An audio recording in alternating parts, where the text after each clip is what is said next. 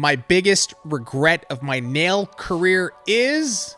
We're going to talk to Tracey. I'm going to give you a little bit of my history somewhat. We're going to dive into it right now on Biz Talk.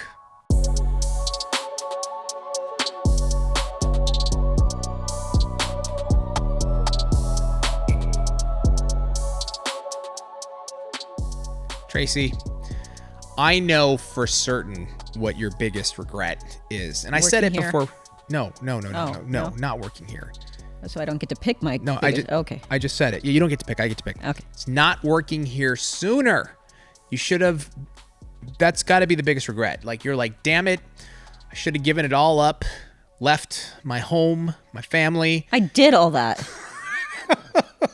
Left Literally. my home and my family and started here sooner. I know that's your biggest regret, but, you know, don't worry. You made it. So you got here, and that's the most important thing. Would you agree? Sure. Yeah, Tracey agrees. Sure. All right. Sure. Okay. I don't think you and I have ever had this conversation. And what is the biggest regret of your nail career? And then I'm going to talk about my biggest regret in my nail career, being Young Nails on the business side. But I don't think I've talked about mine either. This is an interesting topic because it really gets into like what you thought you should have done maybe sooner. The biggest. We can talk about a few others too, but what is the biggest for you? I don't have any nail career regrets. Really? Yeah. Well, no. Okay. You know what? I wish I would have looked at my it as a business sooner than I did. What do you? But that would be it. Okay. Because I've done everything I wanted to do. Okay, but I think I could say a few that you might agree with me. I'm curious, but first of all, let's get to that one. The business. What do you mean by that? Well, a lot of nail techs when we first go into it, we're like, oh, we're excited about what we're going to do, and we forget that this is how you pay your bills. This is how you put food on the table. So pricing, policies, structure as a business is what I wish I would have done sooner. Probably the first couple of years of my career, I didn't really view it in that aspect, and I let people kind of walk on me. That's crazy, actually. I can't imagine someone like walking all over you in that set. No, I can't, because you're very solid when it comes to like, this is my pricing. And I know obviously it took time to develop. It took a couple of years, like you said, but that's really interesting. So you actually had, would you like waver on pricing? Would you waver on, really? Yeah. I feel would like second guess myself. I felt intimidated. I think I let people influence me probably more than I should have. And forgetting, going in for free, going in on my days off, don't worry about that. That's just, don't worry about it. And then once I started really looking at it like, hey, this is how I pay my bills. This is a business. Just because they view it as something that I enjoy. Yeah, you're right. I am fortunate. I get to do something I love, but it is a business. So sit down and pay me. So sit down and pay me. But it wasn't always like that. I just want to see that conversation with a client. Sit down and pay me. Yeah. Yeah. What do you think was the spark of that? Like how did you get to that point where you're like, what am I doing? Like, how did you get to that point? What was it? I think Stan was a good influence when it came to that, on my view of going in sick, doing things that I shouldn't, kind of bending over for clientele. And he would tell me, like, would they do that for you? No. You think they would have a problem calling you because they're sick and canceling the appointment? And it started looking at it that way. Yeah. And, so he was very helpful in that. And also I was getting probably a little burnout because I wasn't getting what I should, and other people were. And why am I doing this? And after you know what? 2 years. Yeah, I'm going to start setting some really good ground rules. I'm going to start getting rid of some clientele. I'm going to start and and I was happier. Yeah. Isn't that amazing? Like when you make that decision to like sort of stand up for your business. Yeah. And I'm going to charge X what I think I should be charging. Yep. And I'm going to get rid of some clients. I love that because obviously there's some toxicity, some toxic clients you probably had. Yep. Sort of cleaning house. Yeah. And then from that point, would you say that like you actually started to enjoy your business probably a lot more? I started enjoying my business more. I was happier with my clientele, and I was making You're making money. more money than I ever have. So, Yeah. or had. So everything was aligned. And what I realized is I didn't lose clientele because of it. I wasn't, if sometimes you try something, I'm going to do this. And it's like, whoa, I just lost everything, like apparently that wasn't a good idea. But setting guidelines, rules, and treating your business as a business, there's only positive things that are going to come from that. Yeah. Yeah. That's huge. What about using an electric file sooner? Okay. Yes. I wish I would have done that. Okay. I wish I would have taken that on right from the beginning. Yeah. Learning, I think that was probably one of the few things that I didn't try to learn right away. And yeah, I mean, I ended up with carpal tunnel. Yeah, It cost me time. It cost me, it definitely would have wished I always recommend, because we hear this, right? People come into school, well, I'm going to learn to do the nails and then I'll learn the electric file. Yeah. Learn it from the gate. Why go backwards? That's very hard to Dude. do when you have habits. Yeah. Big time. Yeah. Big time. That's huge. And then I want to ask you one more. What about maybe learning sculpting sooner? Do you think or were you like happy doing tips the whole time, or would you have maybe started a little bit sooner? I would recommend anyone start sooner than they have. What I will say is, when I was straight out of school, sculpting was like a dying art. Like what people would tell me, that's old school. Wow. That's old school. Okay, tips so were the way to go. Okay. Now, so you were a proper time. Your timing was spot on. Yeah, my timing was good. Yeah. Do I wish I would have learned it sooner? Yes. Did it hurt my career? No. Yeah. Right. I had full clientele. What about nail art? Nail art. You know what? I introduced nail art when I I feel like I did it when I was sick of pink and whites. Pink and whites were it. But see, that's why I don't regret my decisions in my nail career, because once I decided to do it, even though pink and whites were the hot thing, I did it. Once I wanted to open a salon, I did it. Yeah. Once I wanted to quit salon and sell it and do distribution, I did did it. it. Yeah. Once Yeah. I decided to leave, everything in Redding, California, and sell my distribution and come work here, I did it. Yeah. Right. So that's why I would say that I don't have a whole lot of regrets, because I've followed through and did everything I wanted to do. Yeah, which is that's a good thing, man.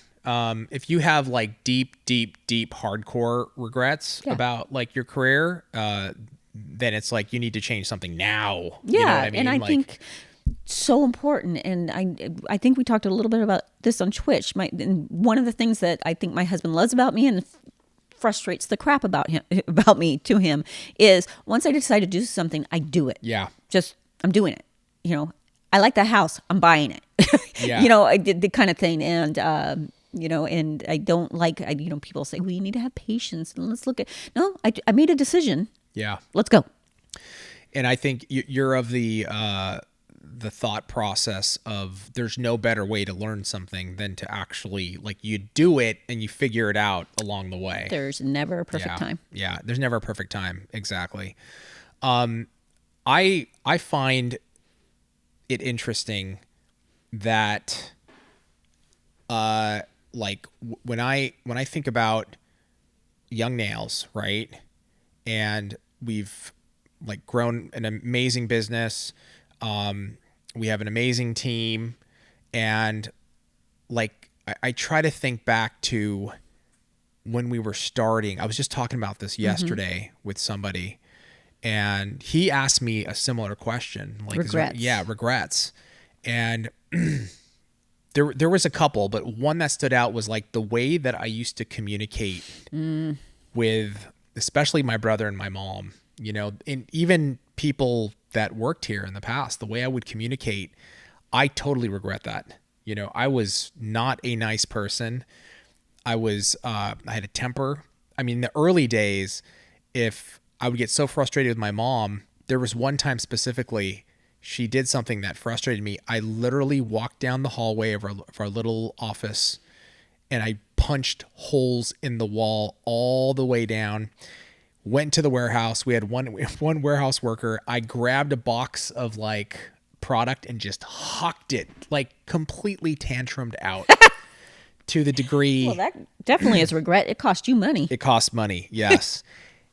I just had ugly, behavior. I never dealt with stress that great, and I didn't know how to communicate.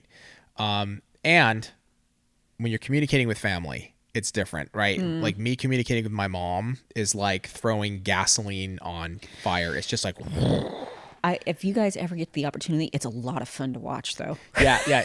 So Tracey gets, sometimes we'll have lunch, and my mom and I there'll be a little bit of like back and forth arguing. And I'm like, she's totally, she's like flaming the fire.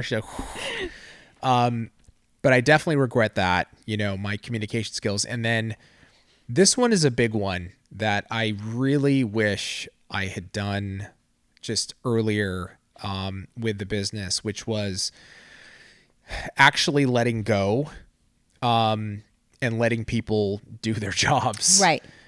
That's hard. That's a hard one. It is. It is. When you're trying to succeed, Yeah. and it's not like it's small, right? You have all of these people that, and it is you have a vision, and to let go like that, Yeah. and let people make some mistakes. Yes, it was hard, but once there's like, it's like once you do it, you realize, oh my God, I have been missing out on this for so long. Like, the company can actually grow. You can actually scale.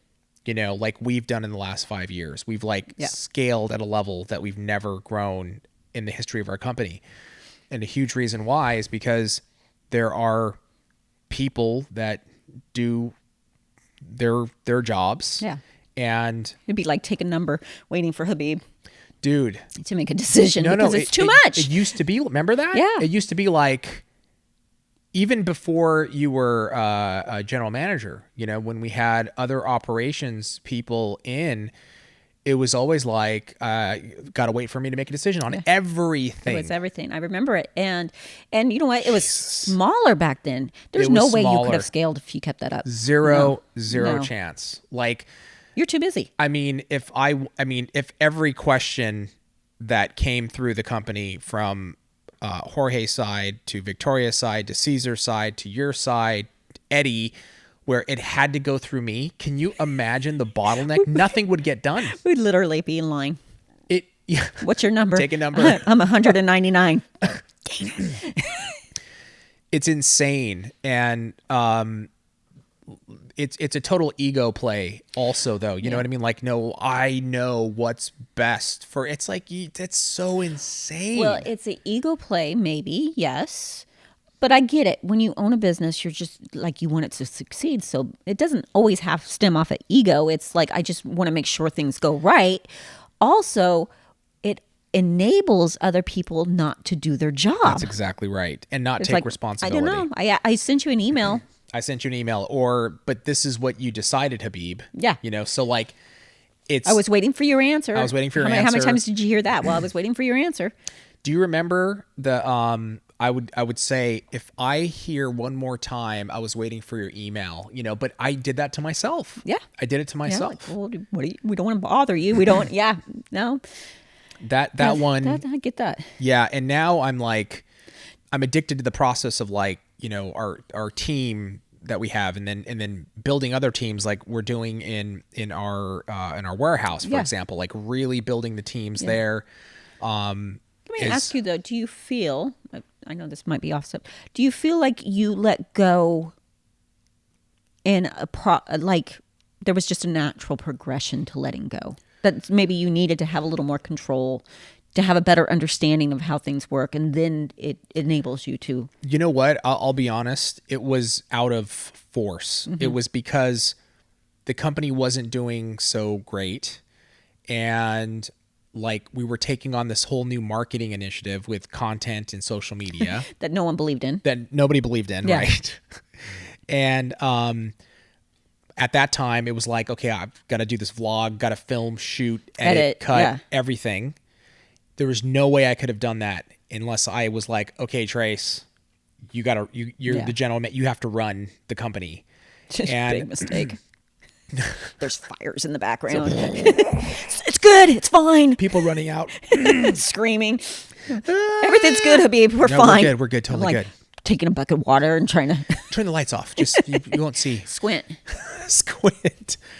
It was more out of like, it's so funny because it's like, okay, if we want to grow and if we want to do the social media thing, I can't be in 5 places at once.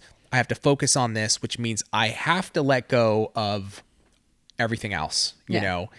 know? But I felt obviously good about it because I was like, I know Tracy's got this, you know, I know she can do it. Oh, sorry. And Yeah, boss. yeah, boss. Got to throw that Jorge in there. So that allowed me to jump in the marketing, and then it was like, oh, okay, this is interesting. And then you know, as we started building the marketing team, and I remember like talking to Victoria, you know, and when she came in, and I literally had a video that I'd shot. And I just gave her the raw footage, and she's like, well, how do you want me to do it? I said, watch the other videos and then just do your own thing. Yeah. Just and how hard was that? It was hard. But didn't it feel good? It felt amazing Yeah. to just let it go. And Look at what she's done. Just a mess. Hi, Vic. but like, and that's, you know, it's the only Yeah, way. yeah. And so I wish I do with certain parts of the business, you know, earlier, that's definitely a regret. I think the main point of this is I think everybody's going to have some regrets. But did you do something about it? Mm-hmm. You know, Right. you might have a regret 5 years from now about something else, but Right. are you going to make the correction? Yeah. Are you going to just live in that regret and like, well, that's the decision I made. I'm going to just Yeah. stick with it. Yeah, I think that's important. It's like, I don't want to have massive regrets, like with the business or my life or whatever career choice, whatever happens, right? If somebody's career choice. I don't want to have like, I wish I did this instead of this. I don't want those type of regrets. Yeah. There's always going to be like small, like I wish I did this sooner. I wish I did this sooner. But you And made the change. Made the change and did it. Okay, you know, who's to say? Maybe if I did it sooner, would it have been bad? Who knows? It all worked out in the end, right? Yeah. But I think you're right. I think it's just a process of like learning. Yeah. And there's just no other way to go about it. Right. You know? And I think if you're sitting there going, I regret never going into nails, it's time. It's time now. I regret never opening my own salon suite. It's time. Do Let's it now. do it. Let's Exactly. jump in. Let's not have those regrets 5 years from now. Yeah, totally agree. Let us know in the comments below. Do you have any regrets at all? Besides watching this Besides episode. watching this episode? If you do, let us know. And let us know if that's your regret too in the comments below. And then any ideas for new episodes you want us to talk about, please put them in the comments. Tracy, thank you so much. Thank you. Thank you guys for joining us. We will see you next time on Biz Talk.